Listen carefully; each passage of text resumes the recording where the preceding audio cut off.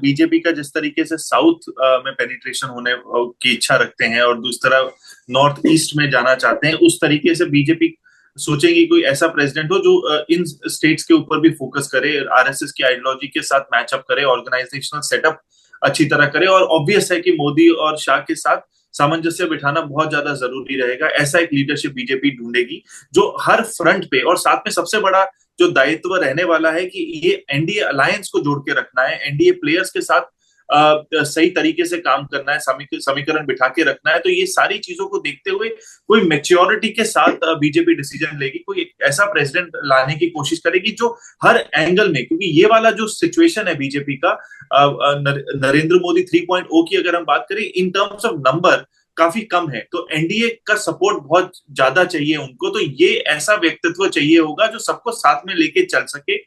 सबकी गतिविधियों को समझ सके और आगे किस तरीके से बढ़ना है, बीजेपी का मिशन को कैसे आगे बढ़ाना है, आरएसएस की आइडियोलॉजी को कैसे साथ रखना है, ये सारी चीजों को देखते हुए चलना है। सच जिस तरीके से बीजेपी का साउथ फोकस है या नॉर्थ ईस्टर्न फोकस है, उसको कैसे और अच्छी तरीके से बढ़ा पाए, क्योंकि जहां पे उनका मेजर वोट बैंक था लोकसभा में, कहीं ना कहीं वो कम हो गया। तो बाकी कौन सी ऐसी अन्य सीटें हैं जहां पे वो ज्यादा अपनी सीटें बढ़ा सकते हैं, उसके ऊपर फोकस करने की उनको जरूरत रहेगी। और साथ में जो मेजर मेरे को लगता है जो टास्क रहेगा प्रेसिडेंट का, वो अभी फ्यूचर के इलेक्शंस तो जो आने वाले हैं उसमें बीजेपी स्ट्रेंथ टू स्ट्रेंथ लड़ती ही है, पर साथ में एनडीए एनडीए अलायंस को जोड़ के रखने की बहुत ज्यादा जरूरत रहेगी, क्योंकि आने वाले जो इलेक्शंस है उसमें कहीं ना कहीं अगर जेडीयू कहीं उल्टा चल जाता है या चंद्रबाबू नायडू कहीं उल्टा चले जाएंगे तो बहुत ज्यादा एक डैमेज हो सकता है बीजेपी को। तो ये सबसे ये बड़ा इंटरेस्टिंग पॉइंट है। हाँ,